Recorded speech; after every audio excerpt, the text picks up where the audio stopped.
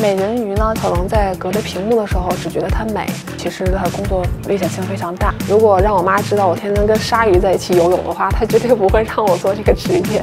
自由潜水是精神上面的运动，我想离开海洋馆这个15.8米深的局限深度，去到局限深度以外的大海。我叫安，今年34岁，我是一个职业表演的美人鱼，同时我还是 SSI 系统的美人鱼的教练训练官。我是苏拉，我是全球第1位华语自由潜水教练训练总监，我的办公室就是大海。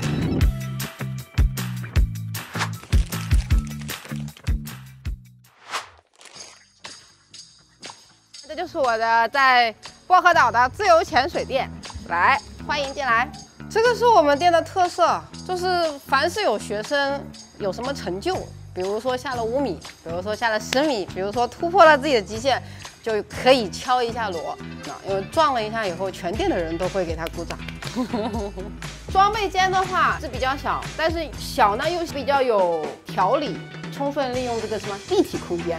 我以前学的是景观设计，学过1年的建筑设计，全用到这个上面了。2008年毕业的，毕业之后直接去的房地产公司，之后又跳到了一家广告公司，在里边做策划。简单点的说，我的工作就是写 PPT， 就每个月吧，总有那么1、2天找不到生活的意义。为什么会自己想到开店？其实是这样的，在2014年去到了菲律宾宿务，然后给我的老师打工，成为了一名住海边的潜店的教练。就当时上课我已经是365天360天下水，大概过了3个月，我就开始有鼻窦炎。我有一天一下水，你觉得这里疼，不可以忍的那种。医生建议的是什么？啊，你不潜水就好了。他说你一个女孩子为什么要潜水呢？当时就跟朋友在想的是，哎，要不我们开个店，不下水，我当老板。我总能在海边待着。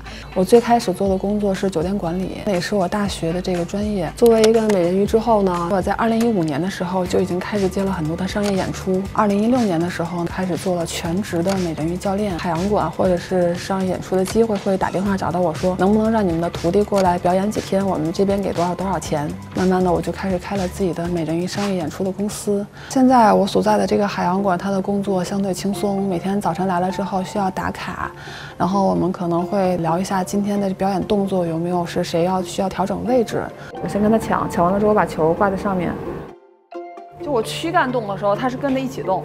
这样的话就看那个箭扎在我身上了。如果这个胳膊来回晃的话，就是对于海洋馆来说，美人鱼的表演其实是招揽一些游客过来参观的诱因之一。我们美人鱼表演也更多的是科普一些跟童话相关的内容。我们现在上演的这个剧目呢，其实是跟正义和邪恶美人鱼之间的一个互斗为主的这样的一个背景故事。现在的能看到的一些职业美人鱼，不是在大街上找一个颜值高、身材好的姑娘马上抓下水就可以，他们对我们的体能要求其实是比较高的。我去，这也太重了。它带着水提到岸上的总重量大概得有10斤左右。游起来的时候，我们看到的气流其实都是我们靠核心肌肉发力来把它带起来的。本身自由潜跟美人鱼有一定的通性嘛，大家都是闭气潜水，但是美人鱼它的深度不会特别深，基本上要求在5米以内，所以效率不是第一，美是第一。自由潜呢，很多时候还是比较追求效率的。如果要用一句简单的话来描述自由潜，就是你凭自己肺里边的一口气下潜，有多深下多深，或者有多长时间下多长时间。从2013年开始，苏州开课就基本上都是我在开了。苏州海洋馆我已经可以闭着眼睛往下潜，你把灯关了，我也知道哪里有珊瑚，哪里有个船的洞啊，可以钻进去啊，这些就太熟了。对，后来慢慢的这个苏州海洋馆的15.8米深就不够了，太浅了。那怎么办呢？我想去到局限深度以外的大海。在美人鱼这个行业里面，我的心态是发生了非常大的变化的。最开始的时候呢，我们有4场表演。我刚开始是第1场兴奋，第2场兴奋，第3场兴奋，第4场也兴奋，兴奋完了就回家了。到了第1年表演完了之后，第2年的表演是第1场兴奋，第2场不想下，第3场不想下，第4场不想下。到现在为止，就是每一场都不想下，但是你下了之后，就是肌肉记忆的一些表现就好了，而且也表现得还不错，所以就感觉另外一个蓝色的灵魂附在我的身上，我只要把它召唤出来就可以。我们海洋馆的闭馆比较早，大概4点多的时候会有最后一场表演，表演结束之后我们就下班了。在疫情刚发生那会儿，其实那一年我刚好在想让自己训练，也有1、2个前伴还在岛上，所以其实刚发生那会儿，我心里还挺小窃喜的，因为可以毫无顾忌的训练。而这训练了几个月之后，因为菲律宾这边情况也严重了嘛，当时就说的是船也不能出去啊，你这种商业行为全部都要暂停，大家回家隔离。然后那阵子其实还是挺沮丧的。有个学生要过来，所以我要稍微收拾一点需要用的教具。现在教具上3年没碰了，都是灰，所以明天让学生摸到觉得太恶心就不好了。学员的这一类课程，它都包含了理论部分，还会去泳池或者是平静水域。然后，当然最重要的第3个部分就是要去开放水域，去到实际的这个场所。呼吸管咬嘴，这个地方是放一边牙齿，这个地方放一边牙齿，但不要用力咬。第一就是耳压，哪怕你这个入门的耳压练好，再往下走，它还有其他的一些更进阶一些的耳压技巧。你的容韧性好，你往下走可以走得更远、更深一些，不会有这种压迫感。再有就是有效的使用氧气的能力，你能不能一个100米来回出水还是微笑的，氧气还是够的。看示范的时候注意一下看我的手，因为你戴面镜嘛，戴面镜的话穿单普的话是1只手戴鼻子。我还挺喜欢教学的，关系很好的一个闺蜜，她当时就说你特别适合当老师。哎，现在当教练之后就有找到这种当老师的感觉。学生他可能从完全不会，这个下去1、2米就满面镜都是水啊，耳压也做不清楚这些，但是哎，他可能过了这么2、3潜，你就会看到他整个人有所改变，我会很有成就感。其实海洋馆它是一个非常让人感觉治愈的地方。我经常除了表演之外，还有好多时间会在海洋馆到处转一转，因为这儿的鱼真的永远看了都不会腻。鱼的名字呢叫做红尾猫年，就是海洋馆晚上的保安听到晚上12点的时候，这种鱼在水里面学猫叫。黄色的这个鱼叫黄狐狸。我刚刚开始做美人鱼的时候，我特别喜欢戴特别大夸张的大耳环，圆圈的那种。然后有一个美人鱼就说：“你这个耳环真哇塞，这个黄狐狸都能钻过去。”做美人鱼的前2、3年的时候，我都是不吃鱼的。现在我有很多做职业美人鱼的同事，他们也不吃鱼。每天有那么多的接触，你无法在下口把它们吃进去。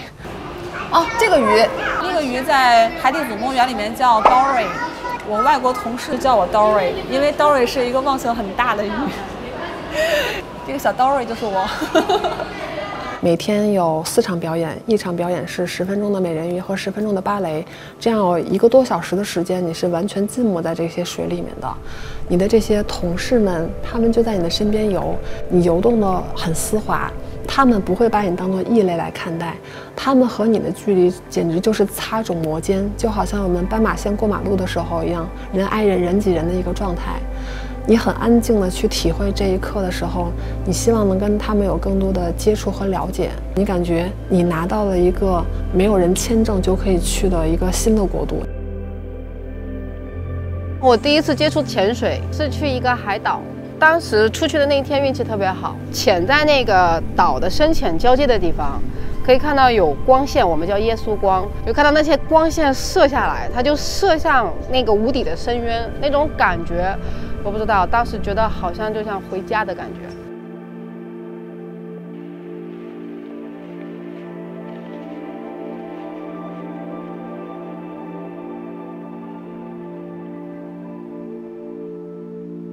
我第一次接触潜水之前，我遇到了一个人，这个男生改变了我人生后面的一些轨迹。我们2个是没有什么感情纠葛的狗血的话题，在一个日语论坛里面认识他，然后我就问他，我说：“你为什么要学习日语？”他说：“我要去日本，我要去日本找一个日本的女朋友。”有一天我去三亚潜水，我就发现原来三亚的海那么的好看，给我的印象太震撼了。我回来之后呢，就写了一封邮件给这个男生，然后他很快回复我，他说：“如果有一天你可以做一个美人鱼，你就可以每天在水里工作。但是我是男生，我不能做美人鱼，那我做一个什么工作也可以天天在水里呢？我做一个潜水教练吧。”就我忙我的，他忙他的，我就已经升到了国际连锁5星级的酒店，作为宾客关系经理了。那个时候，有一天他发了一个邮件给我，他以水肺教练的身份，在一条小船上面，给他的学生颁发了一张毕业证书。我又厚着脸皮跟他说，我还想玩无动力滑翔，我还想玩什么什么什么。又过了将近1年的时间，他又发了一封邮件给我，他穿着和服，在日本的一个小巷里面搂着他日本的女朋友。然后我就觉得，我应该是不是把我人生的第一个对勾先画一下？然后我又说了什么什么什么，我也没去做。他给我发邮件的时候，没有任何一个文字的解释，他只给了我他的照片，给我反而打击更大。我就觉得，我要不要把酒店管理先按一下暂停键？我先去做。当时啊，2008年的时候，我1个月工资1万多，我愿意拿我1个月的工资，再加上1个星期的时间，我去学这个项目。想当年是找不到可以学美人鱼的地方的，最后没办法，我就找到了海洋馆。海洋馆说，我们只找一种人，就是你要在我这儿上班，我就教你，你给我钱我也不要，因为我们这鱼都很贵的，我们也不缺你这几千块钱。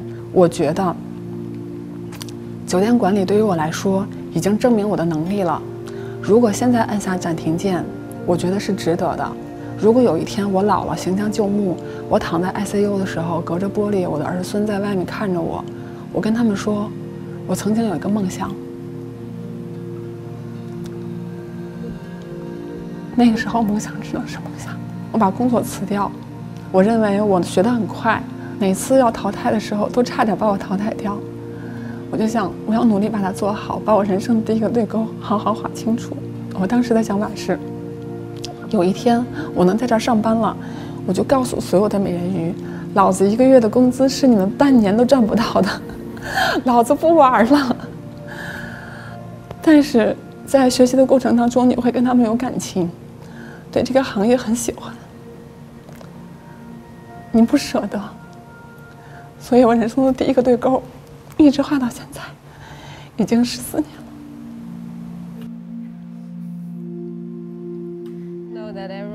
回了上海3年，其实刚回到薄荷岛的前2天，店里是吧，该烂的也都烂了，跟我预期的非常不一样，就有一种没有那种回家的感觉。Ugly. That's ugly. Yes, but he has a too. Yeah. Ugly, do you remember? Ugly, come. No, don't scare people. The first day we met, I don't think he recognized me. Even now, I don't think he recognized me. 3 years changed a lot. Yeah. Anything else? Hello, bye. That's the pig, right? Let's go. In the kitchen area. 都是我们店里之前的员工，这不3年没见了吗？看看他们过得还好不好，然后告诉他们啊，找的工作不要找太永久性的，找些临时性的，这样我们一回来，他们就可以回来了。Everyone's here, right? Thank you everyone for coming here today. Call you and I miss you guys all. 这3年店里就是停业状态嘛，一没有教练在这儿，二没有客人过来，然后这3年基本上是支出是大头，收入也没有那么多，所以资金是困难的。Ramiro, that's number 1.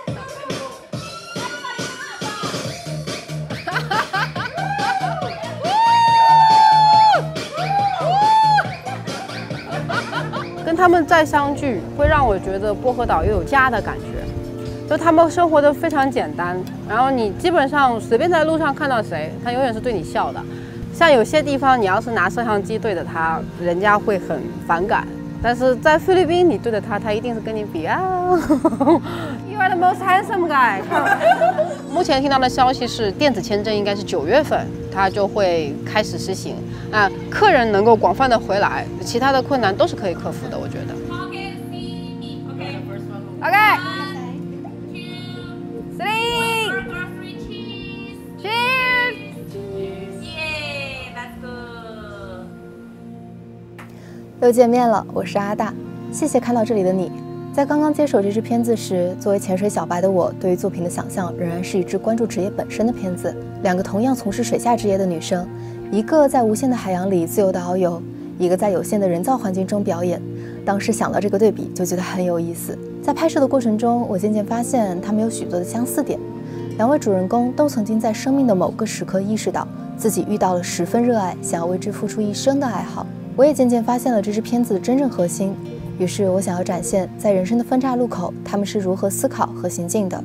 安的转行经历并非一蹴而就，在经历了外部刺激和相当长一段时间的深思熟虑，翻越了许多座大山才来到起跑线的他，主动张开双臂迎接转行的阵痛期。对于苏拉来说，看似在海洋里自由遨游的他，也常常被生活困住，疫情和病痛让他夹缝中求生。但就如他所说的，15.8米的泳池困不住一颗自由的心。幸好水始终守护着他们的那份纯粹。在拍摄时，安曾经对摄影机隔空对话道：苏拉，我们认识已经有几年的时间了，有一句话是我特别想对你说的。我觉得在和天空背道而驰的人里面，你是最棒的那个女生。所以这期节目我想要探讨的是自由和限制的命题。如果能给屏幕前的你带来一点参照和感悟的话，那就再好不过了。如果你也有精彩的人生故事，欢迎在评论区中与我们分享。最后别忘了点赞、订阅、打开小铃铛，我们下期再见，拜拜。